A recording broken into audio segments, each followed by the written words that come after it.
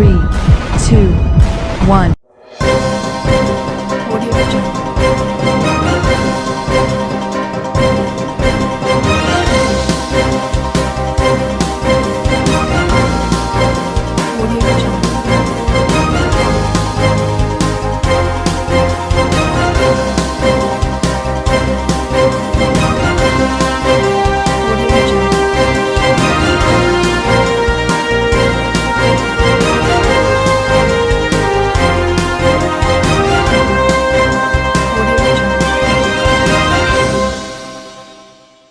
नमस्कार, मैं हूं नरेश राघानी और आप देख रहे हैं हॉराइजन न्यूज। जिला परिषद एवं पंचायत समिति सदस्यों के लिए नामांकन भरने का आज आखिरी दिन।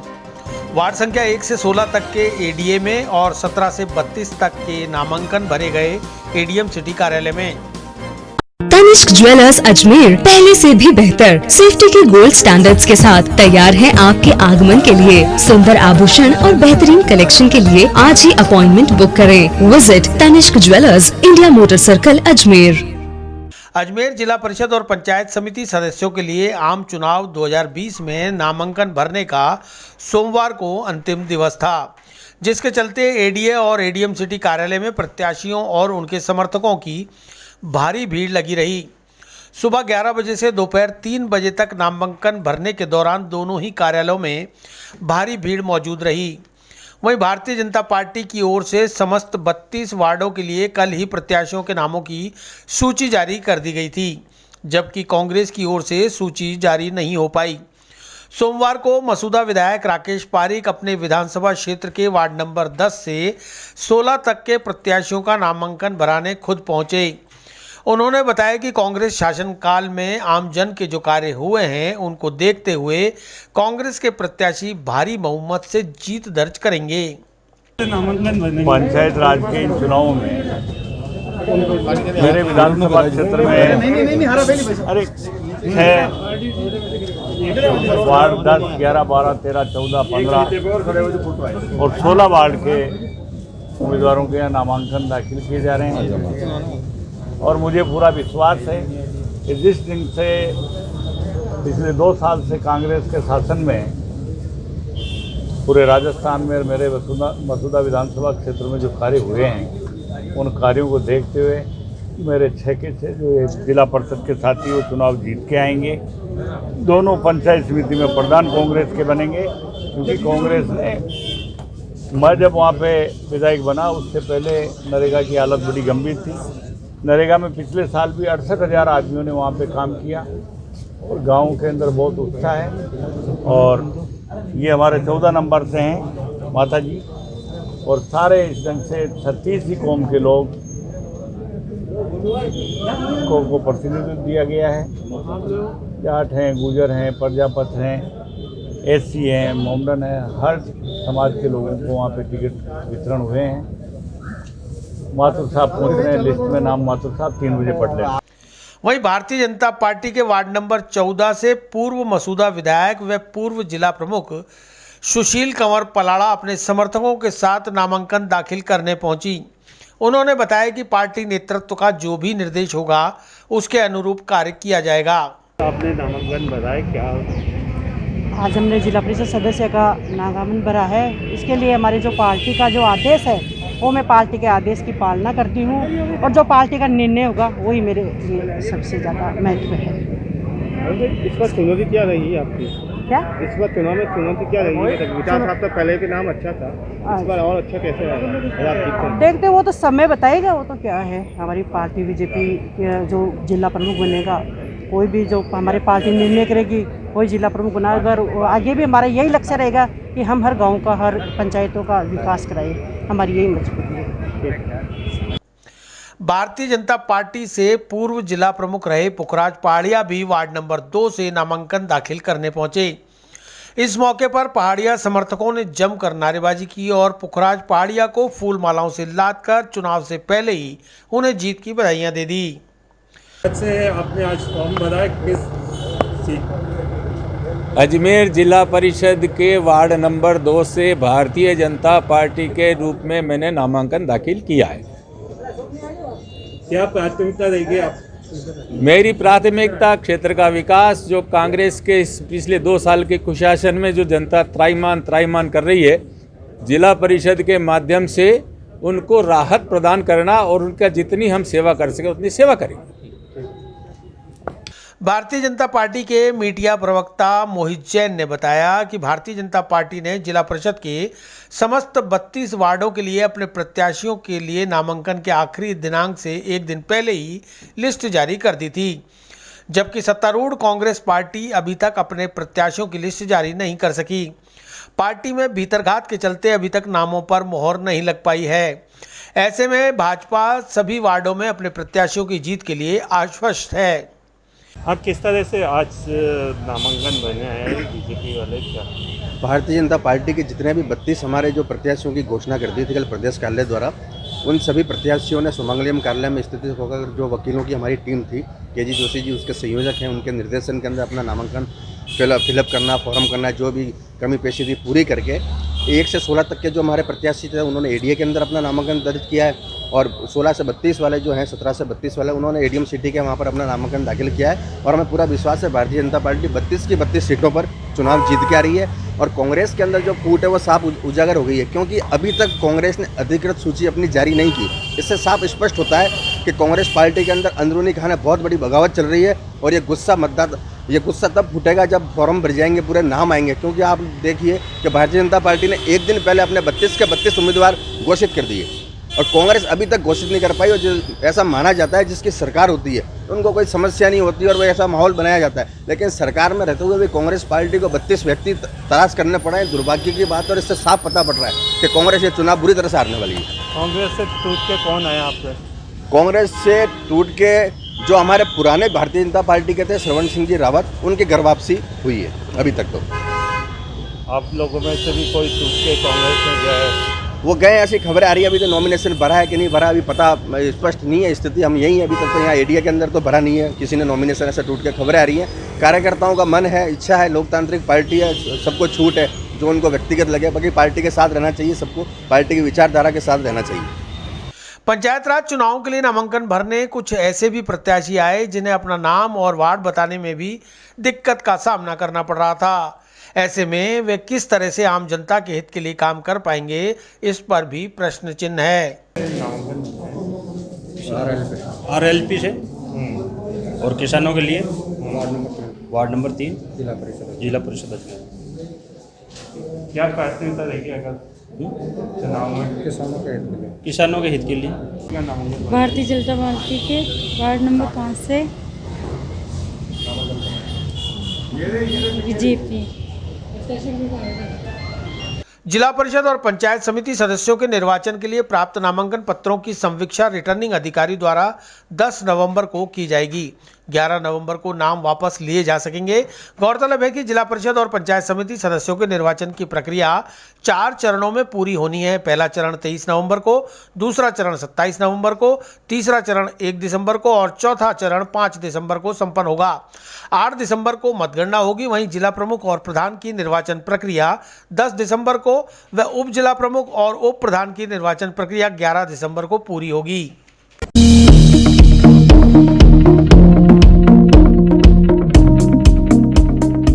अलवरगेट थाना अंतर्गत नाका मदार में सूने मकान को चोरों ने बनाया निशाना। चोर अथक प्रयासों के बावजूद सिर्फ 1500 रुपए की नकदी ही चुरा पाए। तनिष्क ज्वेलर्स अजमेर पहले से भी बेहतर सेफ्टी के गोल्ड स्टैंडर्ड्स के साथ तैयार है आपके आगमन के लिए। सुंदर आभूषण और बेहतरीन कलेक्शन के लिए आज ही अपॉइंटमेंट बुक करें। Visit Tanishq jewellers, India motor circle, Ajmer. Alwargate थाना अंतर्गत नाकामदार में एक सूने मकान को निशाना बनाने आए चोर अथक प्रयासों के बावजूद मात्र 1500 रुपए की नकदी ही चुरा सके। दरअसल मोहनलाल गहलोत का एक मकान पाल बिचला में भी है। घर के सभी लोग 15 दिन पहले मदार से पाल बिचला आकर रहने लगे, इसलिए वहां से सभी कीमती सामान भी अपने साथ ले आए। पीछे से चोरों ने मुख्य द्वार के ताले को बिना छेड़े घर में प्रवेश कर सभी कमरों के ताले तोड़कर चोरी की कोशिश की। घर का सामान अस्त व्यस्त कर दिया, लेकिन लॉकर को नहीं तोड़ पाए। मोहनलाल के बेटे मनीष ने बताया कि मामले की जानकारी अलवरगेट थाने को दी थी, जिस पर पुलिस टीम ने घर का मौका मुआयना कर लिया। फिलहाल मकान की पूरी छानबीन कर पता लगाया जा रहा है कि और क्या सामान चोरी हुआ है। जी सर, चोरी की वारदात हुई, आपको कब पता चला? ये अभी हमारे को पता चला आज ही। हाँ, हम 15 दिन से अभी आए थे इधर की साइड। हमारा एक मकान और है, काल बिछला में तो हमारा आना नहीं हो रहा था। इधर आज आए हम, संडे था, साफ़ सफाई के हिसाब से आए थे कि साफ़ सफाई करेंगे। तो यहाँ आके देखा सिस्टम में 1 घंटे पहले, तो यहाँ ताले टूटे हुए थे। उसके बाद मुझे फ़ोन करके बुलाया, फिर हमने पुलिस को फ़ोन करा। पुलिस आके देख के गई है, सब कुछ पूरा सामान फैला हुआ है, सारा सामान बिखरा पड़ा हुआ है। ताला गेट का, मेन गेट का ताला हमारा जो है लगा हुआ था और अंदर के ताले टूटे हुए थे। और तो तकरीबन आपके मुताबिक कितने की चोरी हुई है? सर ये तो अभी हमने देखा नहीं, वैसे ज़्यादा सामान हमारा कुछ भी नहीं गया है, बस थोड़ा बहुत कैश गया होगा, वो अभी हमने कुछ चेक नहीं करा है। ज्वेलरी वगैरह कुछ नहीं मिला हमारी। अच्छा, तो आपने इन्फॉर्मेशन कर दी है थाने में? जी सर, वो आके चेक करके गए, सब कुछ लिख के लेके गए। किसी पर आपको आशंका तो सर कुछ नहीं कह सकते हम। 11 बजे तक हमारे पड़ोसी बैठे रहते हैं, चहल पहल रहती है, लेकिन उसके बाद कुछ नहीं कह सकते। तो आप विद इन वन वीक आप आए नहीं है? सर 15 दिन हो गए। 15 दिन से हमारे इधर अराउंड नहीं पड़ा। तो आशंका हम आते रहते सर, हमको नहीं पता इस बीच में कब क्या हुआ। तो ये मकान किसके नाम है? सिस्टर के नाम है, हमारी गायत्री कुमारी के।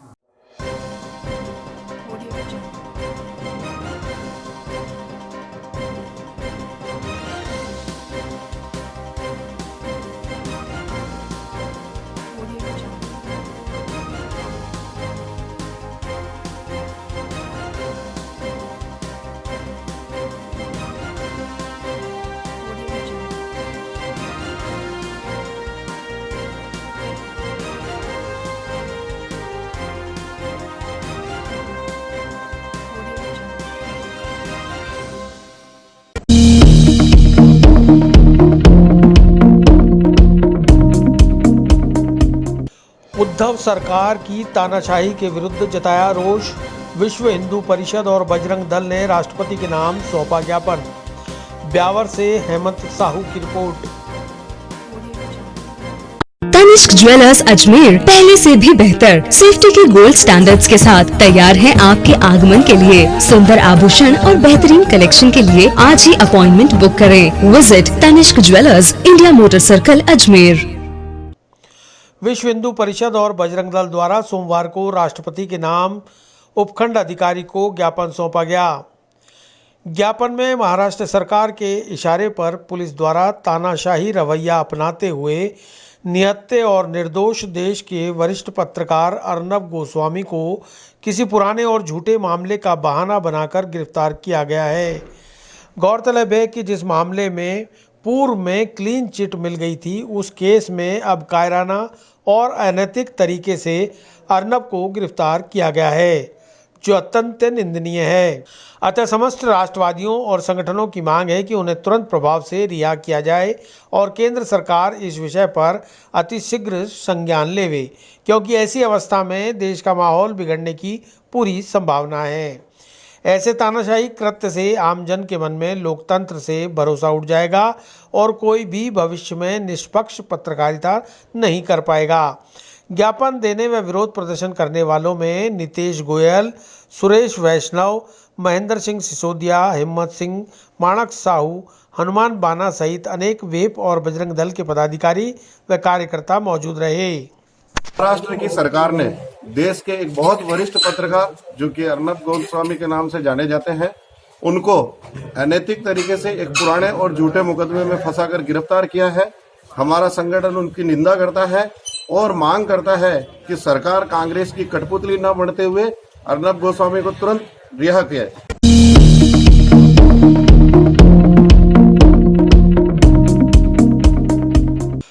मुख्यमंत्री अशोक गहलोत वेबिनार के माध्यम से सीएलजी सदस्यों और आम जन से हुए रूबरू। महिलाओं, बच्चों और बुजुर्गों के खिलाफ बढ़ रही हिंसा के लिए पैदा की जागरूकता। तनिष्क ज्वेलर्स अजमेर पहले से भी बेहतर सेफ्टी के गोल्ड स्टैंडर्ड्स के साथ तैयार है आपके आगमन के लिए। सुंदर आभूषण और बेहतरीन कलेक्शन के लिए आज ही अपॉइंटमेंट बुक करें। Visit Tanishq jewellers, India motor circle, Ajmer. प्रदेश के मुख्यमंत्री अशोक गहलोत की सदारत में सोमवार को एक वेबिनार का आयोजन किया गया।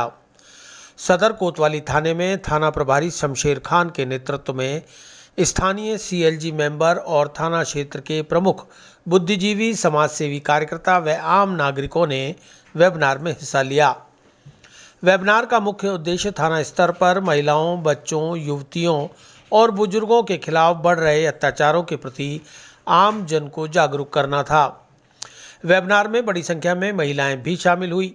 थाना प्रभारी शमशेर खान ने बताया कि घरेलू हिंसा, छेड़खानी, महिलाओं, बच्चों और बुजुर्गों के प्रति अत्याचारों में कमी लाने के लिए हर नागरिक जागरूक हो, इसे लेकर वेबिनार के जरिए मुख्यमंत्री आमजन से मुखातिब हुए।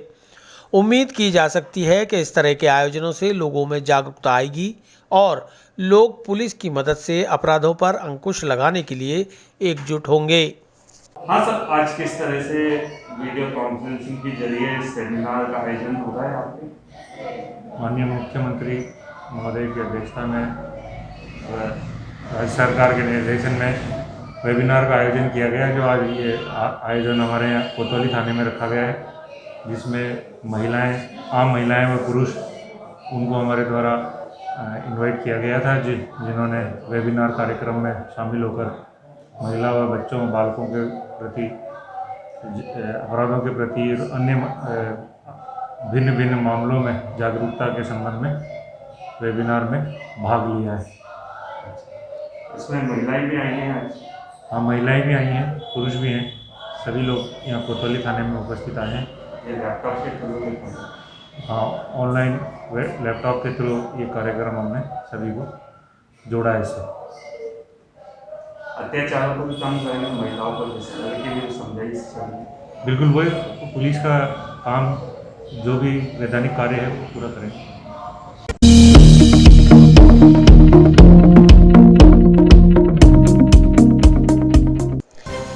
पुष्कर में लगा पहला स्मार्ट मीटर, प्रबंध निदेशक BS भाटी ने किया शुभारंभ।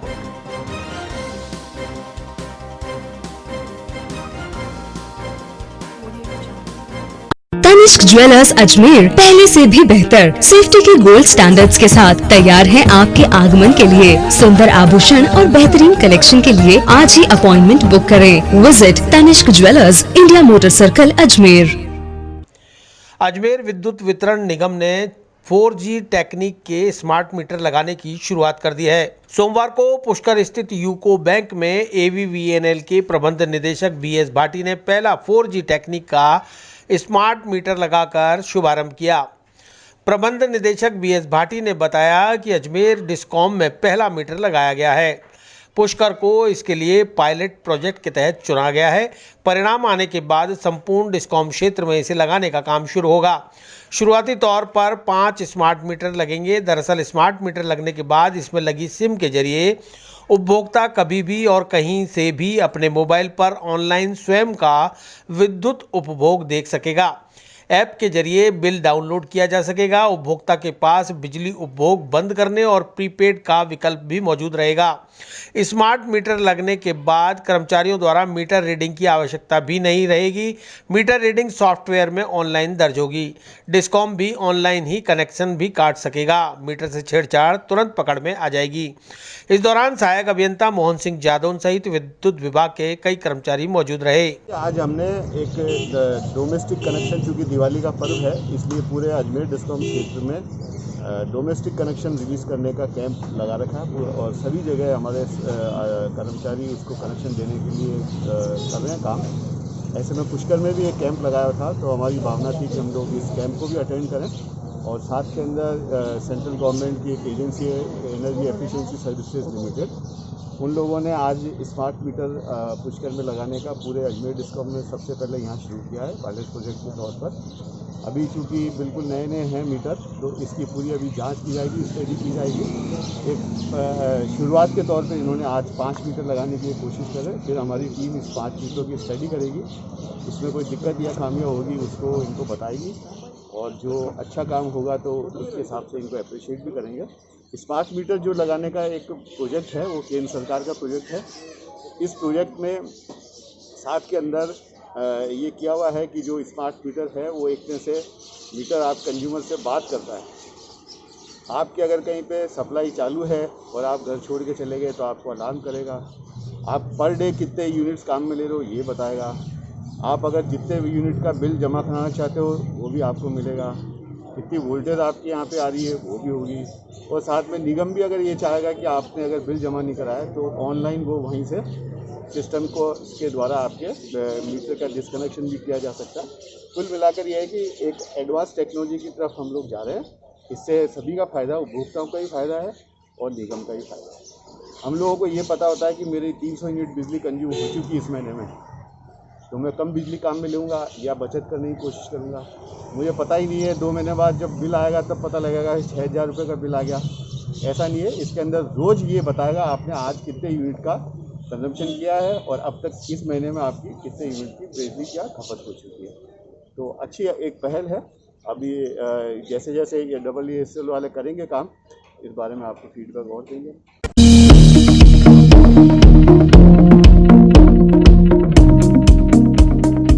कामधेनु सेना ने पीसागन उपखंड अधिकारी को सौंपा ज्ञापन। प्रदेश में नहीं मिल रही है गौशालाओं को अनुदान राशि।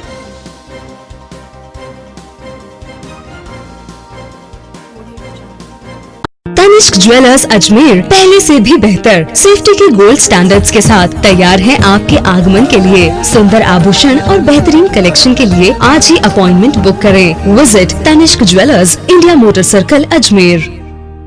कामधेनु सेना ने मुख्यमंत्री और गौपालक विभाग जयपुर के नाम अजमेर जिले के पीसागन तहसील में उपखंड अधिकारी को ज्ञापन सौंपा है।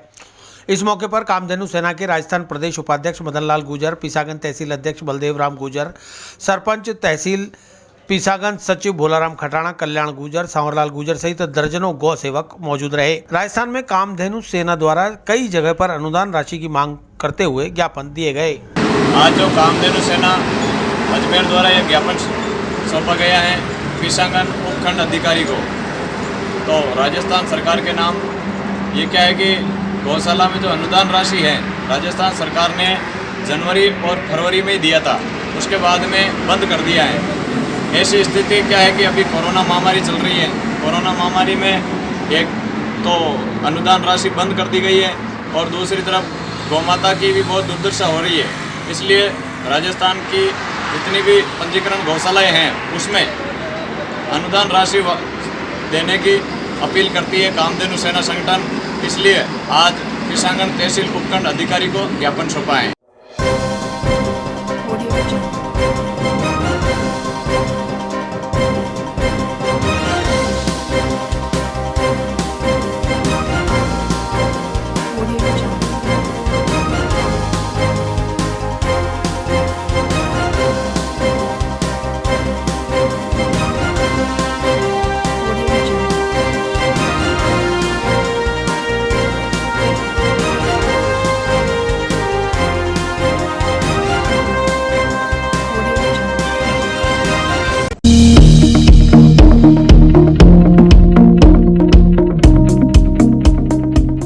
द स्मार्ट अजमेरियन का सामाजिक सरोकार।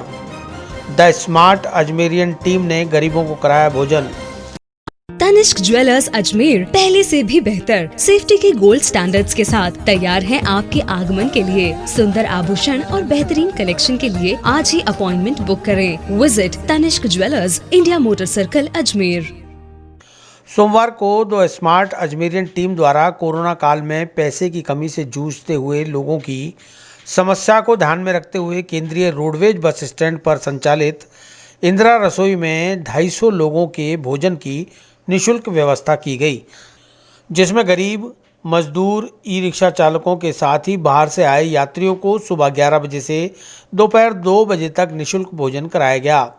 संस्था के अध्यक्ष सोना धनवानी ने बताया कि आज के भोजन में दाल, सब्जी, अचार और रोटी संस्था सदस्यों ने अपने हाथों से परोसकर भोजन सेवा की।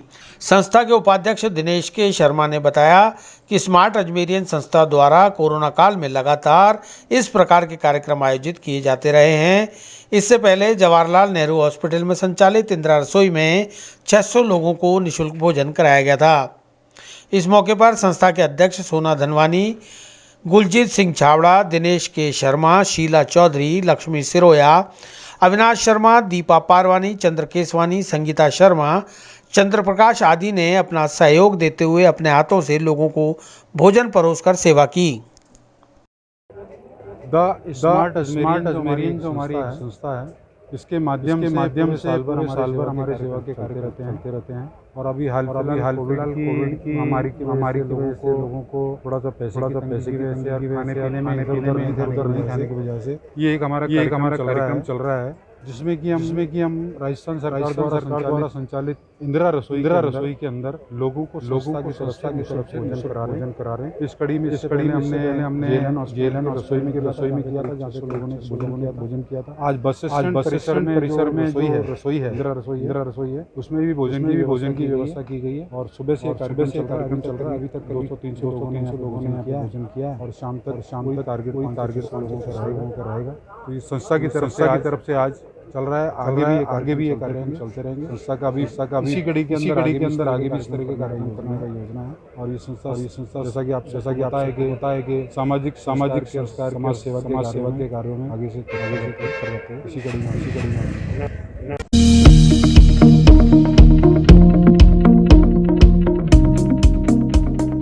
आलमी यौम उर्दू मनाया, उर्दू जुबान को बचाने पर की चर्चा, उर्दू शिक्षक और व्याख्याताओं का किया सम्मान।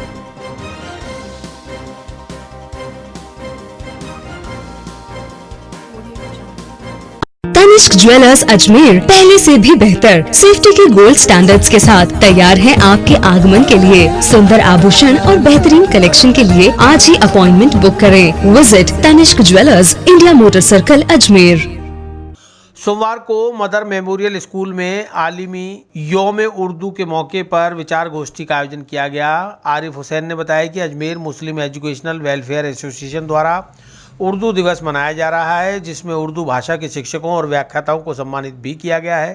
साथ ही विचार गोष्ठी के दौरान विलुप्त हो रही उर्दू भाषा को बचाने की दिशा में क्या और कैसे कदम उठाने चाहिए, इस पर भी चर्चा की गई। उन्होंने बताया कि मुख्यमंत्री अशोक गहलोत से प्रदेश के समस्त स्कूलों में उर्दू शिक्षा को अनिवार्य करने की भी मांग की जाएगी। आज आलम यौम उर्दू यानी कि उर्दू दिवस पूरे नेशनल के अंदर मनाया जा रहा है। आज उसी उपलक्ष्य के अंदर Ajmer Muslim educational welfare association की जानिब से मदर मेमोरियल स्कूल के अंदर एक विचार गोष्ठी का आयोजन किया गया। और उस विचार गोष्ठी के अंदर उन लोगों का भी सम्मान किया गया जो उर्दू पढ़ाते हैं, जो उर्दू के व्याख्याता हैं, जो टीचर्स हैं। उन लोगों को आज यहाँ बुलाकर उनका सम्मान किया गया।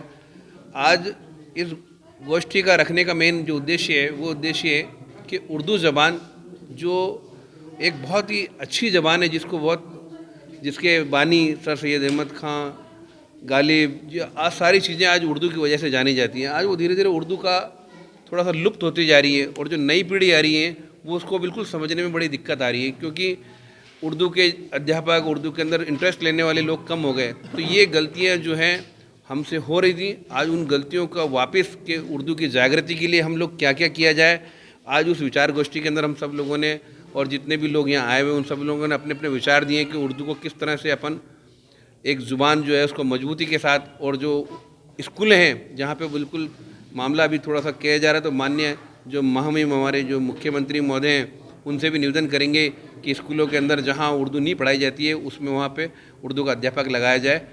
वहीं शिक्षक मोहम्मद मोइनुद्दीन रिजवी ने बताया कि उर्दू ज़ुबान किसी एक मज़हब की जागीर नहीं, ये सभी मज़हबों की पसंदीदा ज़ुबान है। इसलिए उर्दू को बचाने के लिए सभी को एकजुट होना चाहिए। उर्दू हमारे देश ही नहीं बल्कि दुनिया के कई देशों की पसंदीदा भाषा है और वहाँ इसे पढ़ाया भी जाता है। उन्होंने एक शेर के साथ अपनी बात को विराम दिया। आज आलमी यौम उर्दू मनाया गया है और इसकी वजह ये थी कि ये उर्दू हिंदुस्तानी से पली बड़ी थी, लेकिन शौम किस्मत ये है कि पूरे वर्ल्ड में आज उर्दू डे मनाया जा रहा है और हमारे यहाँ मुल्क से इस उर्दू को ख़त्म करने की साजिश भी की जा रही है, जिसके हम खुद भी ज़िम्मेदार हैं। सबसे बड़ी चीज़ ये है कि उर्दू वो चीज़ है, आप यूरोप के ममालिक में जाकर देख लें, वहाँ बड़े बड़े मुशायरे होते हैं, शोरा हज़रात होते हैं। जापान की सरज़मीन का भी हमने रिसर्च किया रिसेंटली, तो हमें पता चला कि वहाँ पर 100 साल से उर्दू पढ़ाई जा रही है। तो उर्दू कोई एक मुस्लिम की ज़बान नहीं बल्कि हिंदू, मुस्लिम, सिख, ईसाई, ये सबको मिलाकर चलने वाली ज़बान है। और उर्दू खाली मुस्लिम ही की ज़बान नहीं बल्कि पूरी कौमों की ज़बान है। और उर्दू से खूबसूरती ये आती है कि जब आदमी उर्दू बोलता है तो उसके अंदर मोहब्बत और मिठास पैदा होती है। तो आज इसीलिए हम आलमी यौम उर्दू मना रहे हैं। और आज डॉक्टर इकबाल का दिन भी है जिन्होंने ये नगमा लिखा, सारे जहाँ से अच्छा हिंदुस्तान हमारा, हम बुलबुलें हैं इसकी ये गुलसिता हमारा, मज़हब नहीं सिखाता आपस में बैर रखना, हिंदी है हम वतन है हिंदुस्तान हमारा।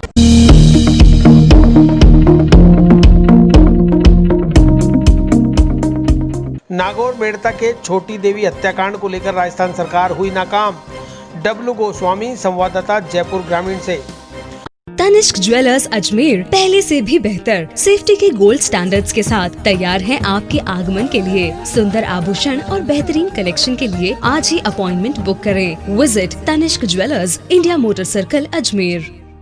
सांबर लेक जयपुर छोटी देवी हत्याकांड मेड़ता नागौर को लेकर फुलेरा विधायक निर्मल कुमावत के नेतृत्व में एक ज्ञापन सांबर उपखंड अधिकारी राजकुमार कसवा को दिया गया। ज्ञापन में बताया गया कि 22 जून 2020 को 75 वर्षीय महिला छोटी देवी प्रजापत को अज्ञात लोगों ने उसके गहने लूटकर मौत के घाट उतारकर शव को सुनसान खंडर में फेंक दिया। आज उस घटना को पूरे 142 दिन हो गए, लेकिन नागौर पुलिस प्रशासन हत्यारों का पता लगाने में नाकाम रही है।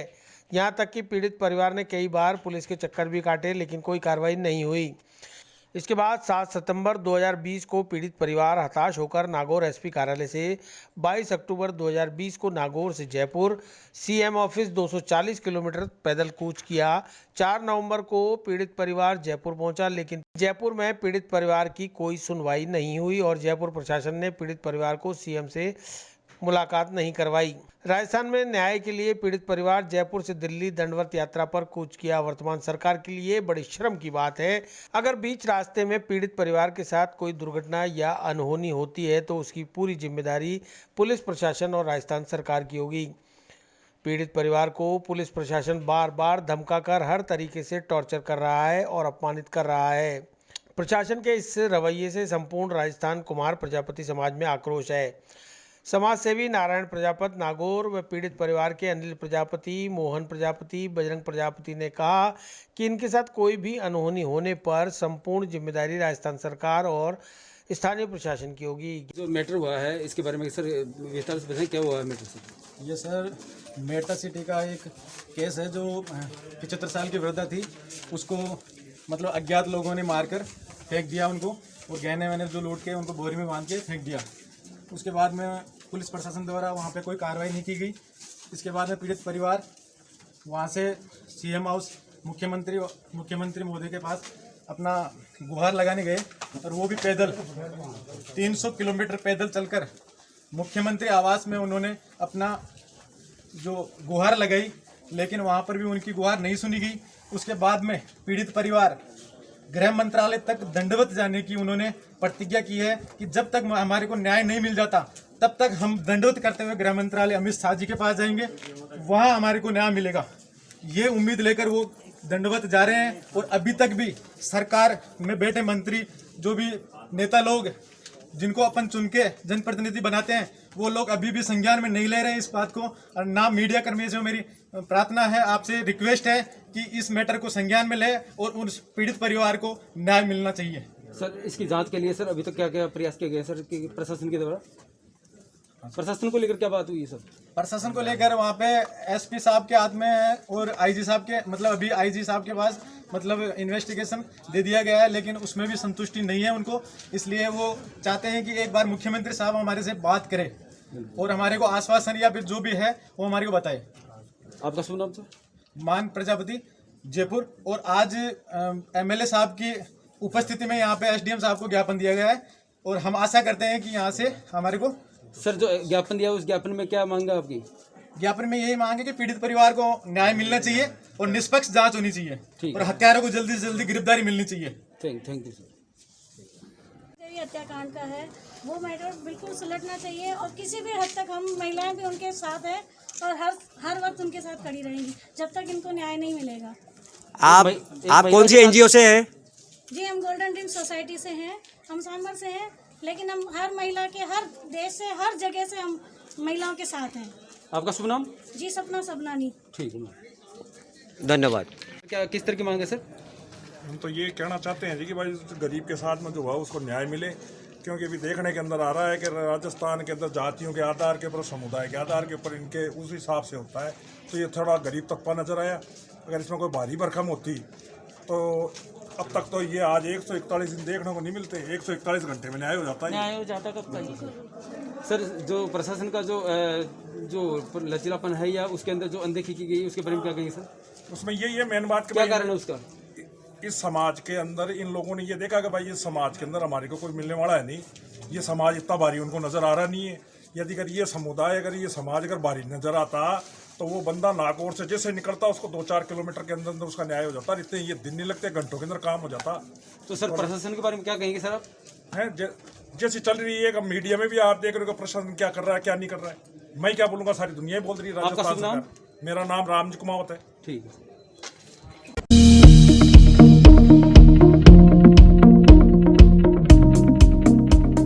शमशेर की गांधीगिरी उर्दू विषय को बंद करने के विरोध में निकले हैं दांडी यात्रा पर। चूरू से दांडी तक निकले पदयात्रा पर भाजपा प्रदेश महामंत्री अल्पसंख्यक मोर्चा ने अजमेर पहुंचने पर किया स्वागत। तनिष्क ज्वेलर्स अजमेर पहले से भी बेहतर सेफ्टी के गोल्ड स्टैंडर्ड्स के साथ तैयार है आपके आगमन के लिए। सुंदर आभूषण और बेहतरीन कलेक्शन के लिए आज ही अपॉइंटमेंट बुक करें। Visit Tanishq jewellers, India motor circle, Ajmer. Rajasthan सरकार द्वारा स्कूलों में उर्दू विषय को तृतीय भाषा की श्रेणी से हटाने और मदरसा पैरा टीचर्स को तृतीय श्रेणी शिक्षकों के समान नियमित करने की मांग को लेकर दांडी यात्रा पर निकले चूरू निवासी शिक्षक शमशेर भालू खां के अजमेर पहुंचने पर भाजपा अल्पसंख्यक मोर्चा के प्रदेश महामंत्री मुंसिफ अली खान ने शमशेर का माला पहनाकर स्वागत किया। इस अवसर पर मुंसिफ अली ने कहा कि कांग्रेस सरकार द्वारा उर्दू विषय को समाप्त करना दुर्भाग्यपूर्ण है। शमशेर भालू खान ने कहा कि 117 दिन तक चूरू के कलेक्ट्रेट पर उन्होंने कांग्रेस सरकार के खिलाफ धरना दिया। उसके बाद 1 नवंबर को चूरू से दांडी तक पदयात्रा पर निकले हैं। आज अजमेर पहुंचकर संभागीय आयुक्त, माध्यमिक शिक्षा बोर्ड अध्यक्ष और जिला कलेक्टर को ज्ञापन सौंपा है। शमशेर ने कहा कि 27 नवंबर को उनका दांडी पहुंचने का कार्यक्रम है। उसके बाद मुख्यमंत्री अशोक गहलोत के आवास के बाहर अनिश्चितकालीन धरना देंगे। घुघरा स्थित कार्यालय से मुंसिफ अली ने स्वागत कर अपने समर्थकों और शमशेर के साथ जिला कलेक्टर कार्यालय तक पैदल मार्च किया। ठाकुर शमशेर भालू खां, जिन्होंने पूर्व में 117 दिन चूरू कलेक्ट्रेट पर सरकार के खिलाफ, राजस्थान सरकार के खिलाफ धरना दिया था उर्दू विषय को लेकर के और मदरसा पैरा टीचर्स की मांगों को लेकर के, आज वो चूरू से पैदल चलकर अजमेर पहुंचे और उनकी ये यात्रा चूरू से दांडी की है, जो 1100 किलोमीटर पैदल चल करके और राजस्थान सरकार का ये विरोध करेंगे कि आज अजमेर पहुंचने पर घुघरा स्थित हमारे कार्यालय पे इनका स्वागत किया, इनका मनोबल बढ़ाया और ये जो संघर्ष कर रहे हैं हम इनके साथ हैं। इसके साथ इनका स्वागत करने के बाद हम इनके साथ पद यात्रा पर यहाँ से लेकर के अजमेर कलेक्टर तक गए और संभागीय आयुक्त, बोर्ड के सचिव और कलेक्टर को इनका ज्ञापन सौंपा।